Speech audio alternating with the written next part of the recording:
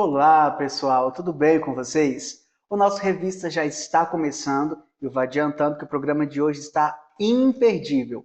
Não é mesmo, professora Lívia? Ah, com certeza, Marlon. Olá, pessoas de casa, tudo bem com vocês?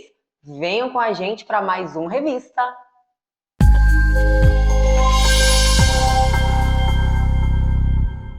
Amigo, você é bom com trava-língua? Eu me viro com alguns. Eu gosto muito daquele do doce. Qual doce? O quê? Você não sabe qual é o doce mais doce que o doce de batata doce? O doce mais doce que o doce de batata doce é o doce de batata doce. Quanto doce! Vamos propor alguns trava-línguas para o pessoal de casa. Vamos lá. O rato roeu a roupa do rei de Roma. 3 pratos de trigo para 3 tigres tristes.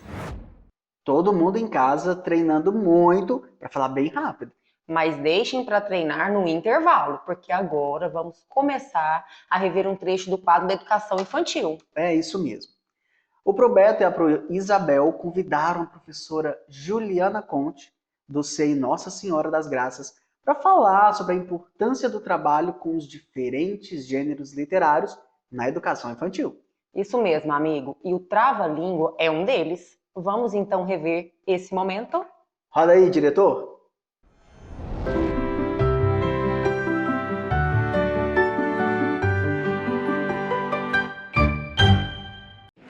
Olá, tudo bem com vocês? Eu sou a professora Juliana, do SEI Nossa Senhora das Graças. Vim aqui hoje falar um pouquinho para vocês sobre a importância do trabalho com os diferentes gêneros literários na educação infantil. Você sabia que na educação infantil, desde os bebês, é muito importante que se promova experiências nas quais as crianças tenham a possibilidade de se envolver com a cultura oral e escrita? As experiências com histórias, contos, fábulas, poemas, cantigas, parlendas, trava-línguas, elas são geradores de aprendizagem e fazem com que a criança tome gosto pela leitura, amplie o seu repertório de fala e, consequentemente, o seu conhecimento de mundo. Além disso, ao conviver e ter contato com diferentes textos, as crianças vão construindo hipóteses sobre a escrita e passando a percebê-la como um sistema de representação da fala. Por isso, defendemos na educação infantil que a criança tenha acesso aos diversos gêneros literários, pois é dessa maneira que ela vai desenvolver a sua compreensão acerca da língua oral e a escrita. Então, uma dica que eu posso dar em relação ao desenvolvimento da fala e da escrita na educação infantil é que motivemos as crianças a se comunicar, a expressar opiniões, narrar experiências vividas, como, por exemplo, um bebê que aponta um objeto. É importante que o adulto responsável por ele nomeie esse objeto, estimule para que ele fale e, além de apontar o seu desejo, essa ação indica, mesmo que sutilmente, a importância de se expressar também através da fala, já que a apropriação da fala acontece, em parte, a partir de situações comunicativas do cotidiano. Para as crianças maiores, é muito importante compreendermos que na educação infantil não se trata de alfabetizar as crianças através de repetição e junção de letras. Devemos, na verdade, fazer com que elas participem de diferentes práticas sociais em que a escrita seja utilizada, situações nas quais diferentes formas de registros se fazem necessário, através de produção de desenhos, escritas espontâneas, leitura de rótulo, letra de músicas, poesias, cantigas, parlendas, outras situações reais que envolvem a escrita. Gostaram da dica? Vamos colocá-los em prática? Então, espero que vocês convidem as crianças desde os bebês até os maiores para terem maior contato com os diferentes gêneros literários. E que tal fazer isso por meio da brincadeira? Um grande abraço e até mais! Ainda falando nos gêneros literários, no quadro Se Liga no Portal desta semana, os professores Gabriel e Gabriele apresentaram uma aula do Aprender Sempre sobre o gênero conto.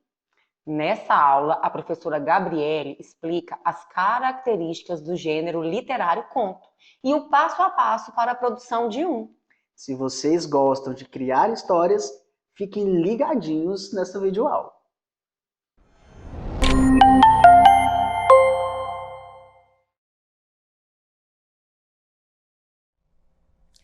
Olá, crianças! Tudo bem? Eu sou a professora Gabi e estou aqui juntamente com a intérprete Débora Fernandes para a nossa aula de língua portuguesa. O tema de hoje será Quem conta um conto? Sejam todos bem-vindos e vamos à aula. Você sabe o que é um conto? Lembra daquelas histórias contadas pela família que tinham algo trágico, mas sempre com um final feliz? Vamos aprender sobre esse gênero textual. O conto é um gênero caracterizado por ser uma narrativa literária curta, tendo começo, meio e fim. Os contos tradicionais são histórias da tradição oral, também chamados de contos populares. Os contos são histórias contadas de boca a boca. A transmissão dessas histórias aconteceu dessa maneira por muitos e muitos anos. São histórias contadas e passadas de geração para geração. O conto tem como elementos personagem, narrador, tempo, espaço, enredo e conflito. Vamos agora aprender um pouco sobre cada elemento. Personagens são os participantes da história. No exemplo do conto Chapeuzinho Vermelho, vamos ver os personagens desse conto. Temos aí a presença da Chapeuzinho, da mãe da Chapeuzinho, do lobo, da vovó e do caçador. Narrador é quem conta a história e ele pode ser observador, personagem ou onisciente. Narrador observador, aquele que conhece a história, mas não participa dela. Já o narrador personagem é aquele que, além de narrar a história, também é um dos seus personagens. E o narrador onisciente é aquele que conhece a história e todos os personagens envolvidos nela. Vamos agora ver os elementos tempo e enredo. Tempo é o momento em que a história acontece. Enredo, o que acontece na história, ou seja, a sequência de ações. Outro elemento é o espaço. É o local em que se desenvolve a história. Vamos ver nesse exemplo do conto Chapeuzinho Vermelho. Nós temos aí a casa da Chapeuzinho, a floresta, a casa da vovó. Também temos como elemento o conflito. Olha só. E ele pode ser definido como a situação problema vivenciada pelas personagens. Vamos ver agora este exemplo. Chapeuzinho Vermelho. Olha o conflito. O lobo chega antes da menina na casa da vovó. Um outro conto conhecido, que é Branca de Neve e os Sete Anões, veja o conflito. A madrasta, que se considera a mulher mais bela do mundo, descobre que perdeu seu lugar para Branca de Neve. Ela fica furiosa e quer destruir a menina. Vamos agora rever sobre os elementos através desse mapa conceitual do conto. Inicialmente, então, nós temos um texto narrativo, com os seguintes elementos: espaço, personagens, tempo, enredo. Olha só, o espaço é o lugar onde se passa toda a trama. Personagens são as pessoas que participam da história. Tempo é um elemento que retrata o momento em que ocorrem os fatos. Enredo, olha só, é um encadeamento dos fatos narrados no texto. Temos uma introdução, um desenvolvimento e clímax e um desfecho. A introdução é o início da trama, onde são apresentados personagens, cenário e tempo. O desenvolvimento e clímax é o desenvolvimento e ponto de tensão do conflito. E o desfecho, solução do conflito. Vamos conhecer agora algumas das subdivisões do conto. Temos aí o conto fantástico e o conto de fadas. Conto fantástico apresenta situações inexplicáveis. O acontecimento sobrenatural está sempre presente.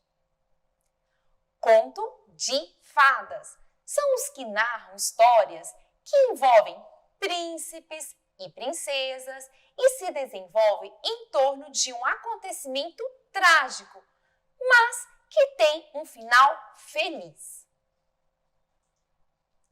Agora, eu quero apresentar para você um passo a passo de como elaborar um conto. Vamos aprender? Primeiro, inicie seu texto fazendo um breve relato sobre o contexto da narrativa. Quem são os personagens, qual é o espaço e o tempo nos quais a história vai ser narrada e quais são os primeiros acontecimentos dela. Segundo, em seguida, descreva sobre o conflito, a situação-problema, que fará as personagens agirem para resolvê-lo. Terceiro, na sequência, escreva sobre o clímax, quando o problema está no auge, e as ações tomadas que definirão o rumo da história.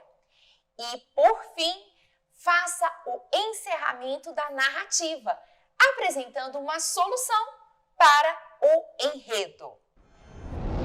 Para rever essa e outras videoaulas de língua portuguesa, acesse o canal do portal Conexão Escola no YouTube. E não são apenas videoaulas de língua portuguesa que vocês vão encontrar lá. O portal está repleto de conteúdos. Explore o canal para, então, aprender sempre. Agora vamos para um breve intervalo, não saiam daí, porque já já tem muito mais.